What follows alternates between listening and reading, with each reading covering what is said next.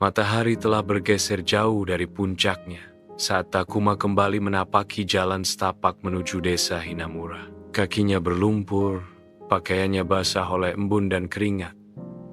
Namun matanya menyimpan sesuatu yang belum pernah muncul sebelumnya. Api kecil bernama keyakinan. Di dalam benaknya, suara hening dari hutan bambu masih terngiang.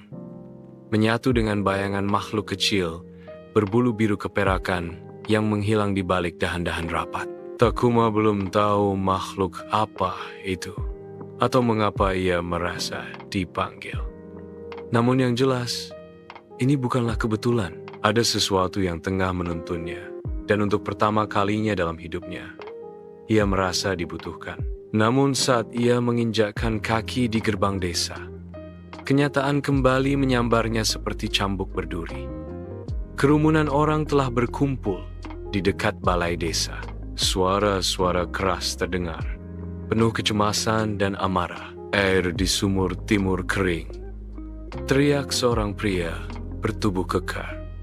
Iya, dan tanaman di ladang tak mau tumbuh lagi. Ini bukan musim kemarau. Ini sesuatu yang lebih buruk. Ini pasti karena hutan itu. Sudah kubilang, kita tak boleh membiarkan anak itu berkeliaran di sana. Takuma berhenti beberapa langkah sebelum kerumunan. Matanya menyipit. Ia tahu siapa yang mereka bicarakan. Ia tahu kemana arah tudingan itu akan bermuara. Dan benar saja, seorang perempuan paruh baya yang dikenal sebagai Nei. Harumi menunjuk ke arahnya begitu menyadari kehadirannya. Itu dia, anak hutan itu. Dia baru saja kembali dari sana. Bukan. Apa yang kau lakukan di sana, Takuma? Semua mata kini tertuju padanya, mata penuh prasangka, kemarahan, dan ketakutan. Takuma menahan napas. Untuk sesaat, ia ingin berbalik dan berlari kembali ke pelukan hutan.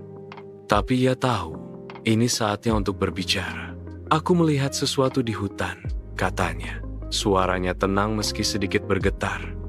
Sesuatu yang mungkin bisa menjelaskan apa yang sedang terjadi pada desa kita. Gelak tawa meledak dari sebagian kerumunan. Seorang pemuda desa, Genji, maju ke depan sambil menyeringai sinis. Jadi sekarang kau ahli spiritual juga? Atau mungkin kau sedang berbicara dengan roh-roh seperti orang gila? Takuma menatapnya lurus. Bukan, aku tidak gila. Aku hanya menemukan sesuatu yang tak biasa. Seekor makhluk. Ia membawaku masuk ke hutan yang lebih dalam dari biasanya. Dan di sana, aku mendengar bukan dengan telinga, tapi dengan hati. Sesuatu akan datang. Takhayul, gerutu seseorang.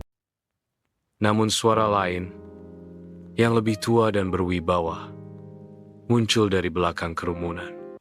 Biarkan dia bicara. Semua orang menoleh. Itu suara kepala desa Hiroshi, lelaki bijak berambut putih yang jarang keluar rumah.